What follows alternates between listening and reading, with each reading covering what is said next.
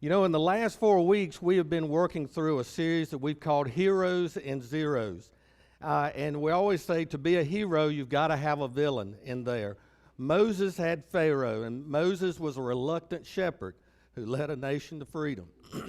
Daniel had Nebuchadnezzar, and with his quiet, grace-filled life, he was able to influence the most powerful man in the world. Samson had the Philistines, and he really had himself to battle as well. And it shows that even a very flawed man can deliver his people. Now, before I introduce our last hero that we're going to look at in this series, I want to tell you what I think is a very amazing story.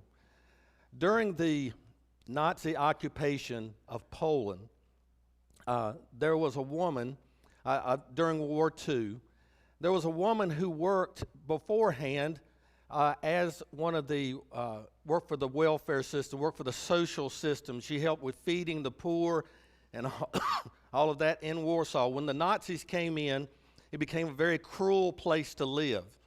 And she continued to work and trying to help and feed. But then they herded all of the Jews, hundreds of thousands of Jews, in Warsaw and put them in a 16-block square part of the city and walled it off. It was such horrible living conditions that 5,000 people a week were dying from starvation and disease. Irina Sendler, who was this social worker, she obtained papers that she could go in and work in the Warsaw Ghetto, is what they called it, and she could help the people there. But then she realized with that many people dying, that it was just a matter of time before everyone there would eventually die. And so she began the thought of how she could rescue people. And she worked out with a system. She joined the underground resistance, the Polish underground resistance group. And she began to work with the Catholic Church, began to work with families in the city and outside in Poland and all around, a way to smuggle children and infants out of the Warsaw Ghetto. She would go in and work, and she obtained papers and papers for the children for new identities and such. Excuse me. And she began to do this. She smuggled children, infants out in a toolbox. There was so much death that she smuggled children out in body bags. She smuggled children out in potato sacks. She carried a dog in her ambulance all the time that barked all the time, and that would cover the noises that the children would make in the back of this truck. When it was all said and done, this woman working in the network rescued 2,500 children. 2,500 children. She was arrested, she was caught and arrested in 1942, was tortured, legs broken, imprisoned, and was sentenced to die there in the prison. One of the things that she did, as she rescued these children, she took their names and she wrote them in code and she put them in a bottle and buried the bottles in a neighbor's yard. And her intention was, after the war, she would take those names and reunite them with their real parents. You know, when I think of someone like Irina Sendler, I can't help but think of Esther. When I think of Esther, I cannot help but think of her. You know, what if she had not responded to this? 2,500 children, their families, the generations that came from them. This is a story of a woman who just used the position that she was in to do what she thought was right. And when we read the story of Esther, it is the exact same story that what she would do. Sometimes God uses the muscles of a Samson to deliver people. Sometimes he uses the miracles of a Moses to deliver. But most of the time, he uses the average person who has a willing and obedient heart to do what they can in the situation and circumstances that they find themselves in. So many of us say, my job, if I had a different job, I would do this. If I was older, if I was younger, if I went to a different school, if I was richer, if I was more talented. But the truth is, if we believe that God is sovereign over all creation, then we have to honestly ask the question, can He work in the situation that I live in? So I want us to look at a couple of things here. We're going to be in the book of Esther all the way through, but I'm going to jump around a lot, so it'll be hard to follow along, but you can, but it's all going to be on the screen. And I'm going to start with Esther chapter 1, verse 1. It says this: "This is what happened during the time of Xerxes, the Xerxes who ruled over 127 provinces stretching from India to Cush." Now the history background is here's the Babylonians came in, conquered Judah, and what they did, they would take people and spread them all over their kingdom. And some of the people ended up here in what we know as Persia here. The Persians then conquered the Babylonians. And these Jewish families, because they had been there for so long, stayed there. And there was nothing to go back to in Jerusalem, back in Judah. So they stayed there. And that's where the family of Esther, it's how they got there. King Xerxes threw a 180-day festival celebration, celebrating how great a kingdom they were. It ended with a 7-day feast. And at the end of this 7-day feast, he sent word he wanted to bring the queen out, the beautiful Queen Vashti that they had. He sends word for her to come out because he wants to show her off to all of these dignitaries around the world. Esther 1 verse 12 says this: "But when the attendants delivered the king's command, Queen Vashti refused to come. Then the king became furious and burned with anger." There's one thing to embarrass your husband, but you don't embarrass the most powerful person in the world in front of the most powerful people in the world. And he becomes furious in this, and I can't really believe, I'm just shocked that he didn't have her executed on the spot. But he calls his advisors in, says, "What are we going to do?" And his advisors say, "Well, she has set a very bad precedent here." So they decided to banish her as queen. She's no longer queen, and she can never be in the presence of the king again. But they said, we've got a bigger problem here. The women in the kingdom, if they follow her example, we'll lose control of our women. So they pass a law and a decree to go out to all of the four corners of the kingdom. And it says this, Esther 1:22 says, that every man should be ruler over his own household.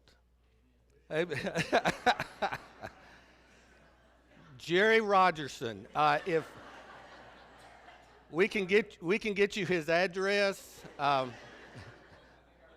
think I heard Gerald. That doesn't surprise me a bit either.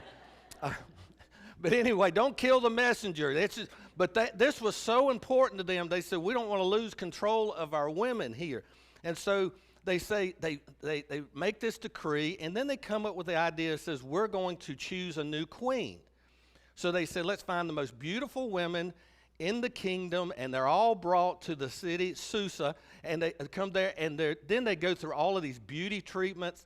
No expense was spared to make them the most beautiful women in the world. It reminds me of the story of some men that played golf, and then like some places they sat down, they were playing cards together.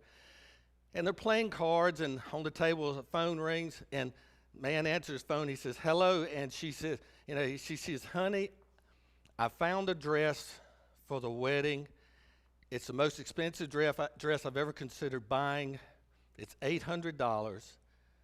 Would you let me buy it? And he says, well, it is a special occasion. It's our granddaughter's, wedding. I said, go ahead. He says, thank you, and hangs up the phone. They go over playing cards. Phone rings again. He answers again, hello. And she says, honey, I thought the dress, that would be it, but I found the perfect shoes to go with it. Only problem is they're $300. He said, well, you've got the dress. We're $800 into this thing. Go and get the shoes. He said, thank you, and hangs up. Play a little bit more cards. Phone rings again. She goes, honey, I have found the matching earrings and necklace. $600, but they're perfect.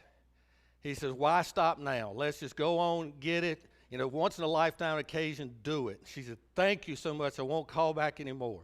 He hangs the phone up, sits it down, picks it back up, and he goes, now whose phone is this anyway? So, spare no expense. This is where Esther comes into the story. The Bible says that she was very beautiful.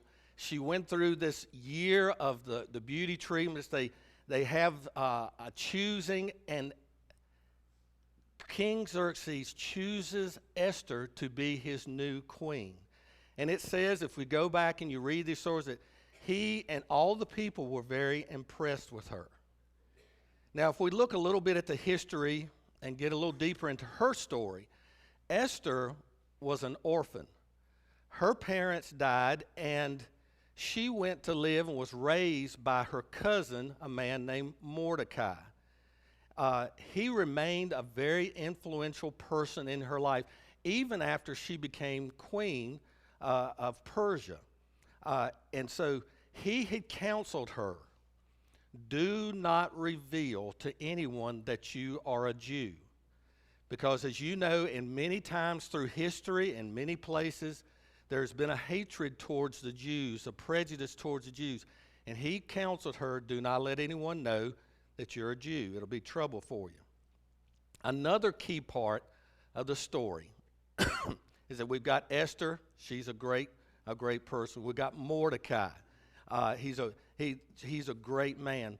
But this third person that comes on the scene is Haman. Haman is an official in the Xerxes government.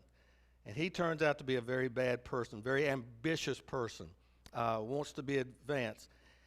He hates Mordecai because Mordecai would not bow down before him at the city gate. And it doesn't tell us why he wouldn't do that, but Mordecai would not bow down to him. And he ends up hating Mordecai. Look at Esther chapter 3.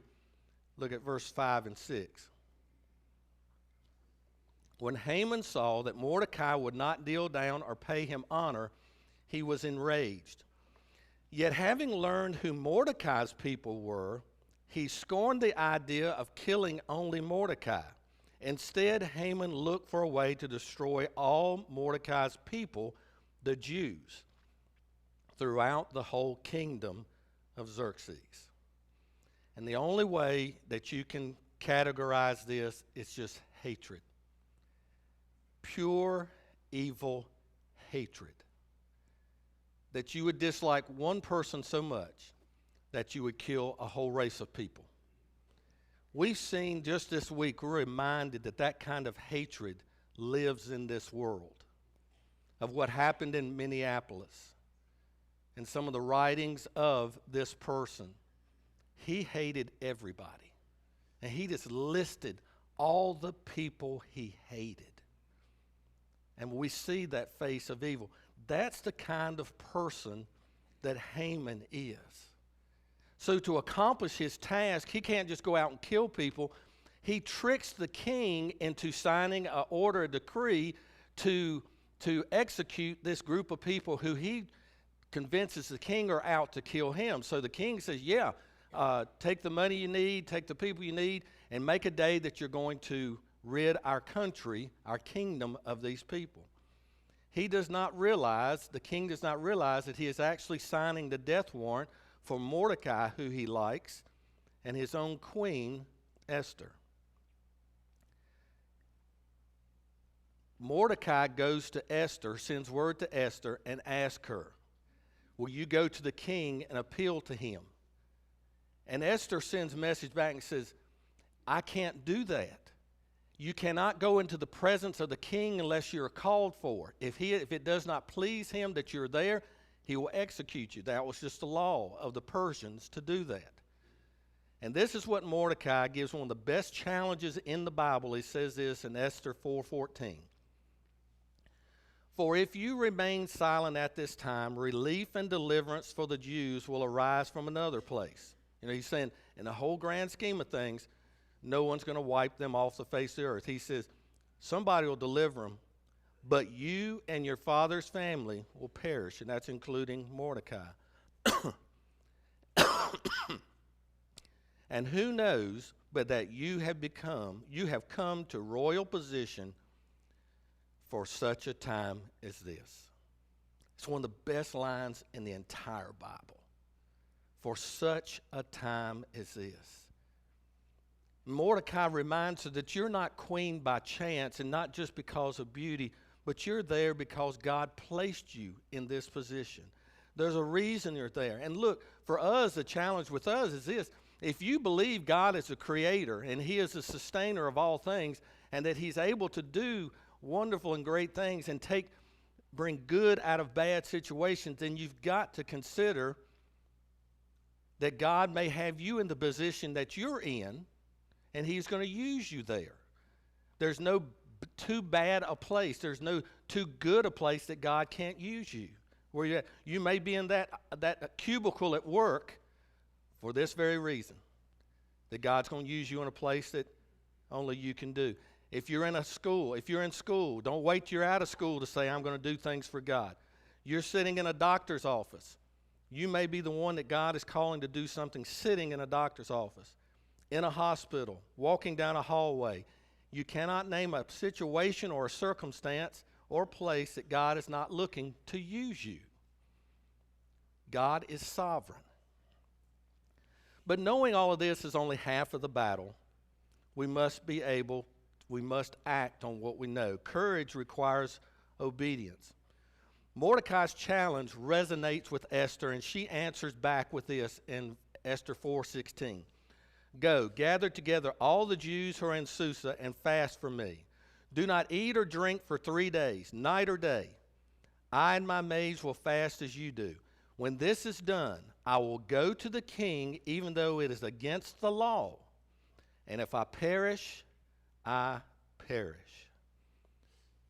She came to the place in her own mind and soul to do this, but she partnered with the rest of the people. The people that she said, y'all pray for me, you fast with me, I'll be doing the same thing. You may have to someday stand alone, but it does not mean you have to be alone in standing. Esther goes and stands in the palace just outside of the king's room. He can see her, and he bids her to come in before the throne. Whew. The first thing, he was pleased to see her. You know, and it gives us this feeling as you read the story of Esther that the king really did like her, that he respected her. The officials liked and respected her. You know, and what the king said to her, he says, what request do you have? What can I do for you? You know, and there are people in our lives that we would do anything for, right? And it's just those people we would do. I was sitting there thinking, I'm sitting at my desk, and I hear tires squalling, and somebody comes flying into the parking lot, slams on the brakes, jump out, and they slam the door, and I look, and it's Jenny Lilly. Pulls up, and she runs in the front door, and she comes into my office, and she goes, hide me, don't tell them where I am. And she runs into the closet. The police come squalling into the parking lot, and they run in my office. Have you seen Jenny Lilly? I'm going to go, no. I'd do it. Now, there's a couple of y'all, I would go, he's right in that closet. You know, but Jenny, no, I would not give her up. You know, but I think this is kind of the way it is with Esther. That God had given her that type of personality, that beauty, that people were wanting to do things for her. She doesn't answer the king right away with, this is what I want. She says, what I'd like is for you and Haman to come to a dinner that I'm preparing. And they said, sure, we'll do that. They come to the dinner, and he asks once again, what is it I can do for you, Esther? In Esther 7, verse 3, she says this. Then Queen Esther answered, if I have found favor with you, O king, and if it pleases you, your majesty, grant me my life. This is my petition, and spare my people. This is my request. And just for the sake of time, I've got to move through this quickly here. But, of course, the king goes, "What are you talking about? Who's trying to kill you?" And she says, "Haman is trying to have all of my people killed, me too." And the king is furious. He goes out as a Hollywood movie written. Haman goes to Esther, falls down before her, and is begging her to have him spared. The king walks back in. He says, "Are you assaulting my queen right here in my presence?" And he has Haman carried out and hung on the gallows that he had built that he could hang Mordecai on. Not only does King Xerxes spare Esther and Mordecai, he declares a law that the Jews on this day have the right to defend themselves. You see, it wasn't just Haman. There was a whole group across the kingdom who did not like the Jews. And they were going to rise up against them and use this as an excuse to annihilate the Jews. And he gave them the right to defend themselves. And it is a Jewish holiday today, still celebrated, that they got to defend themselves and to save their families. Now, I want to spend the rest of the time, and that's just a few minutes here, talking about how we can be used like Esther was. The first one is this: acknowledge God's hand in where you are. Esther didn't end up in the palace by accident. Mordecai reminded Esther of what he had said when he says, "And who knows that you have not come to this royal position for such a time as this?" Acts 17:26 says, "God has determined the times and dwelling and boundaries of our dwelling."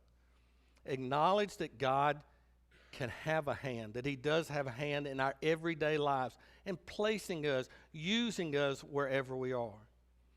The second thing is this: be sensitive to the needs around you. This is so key.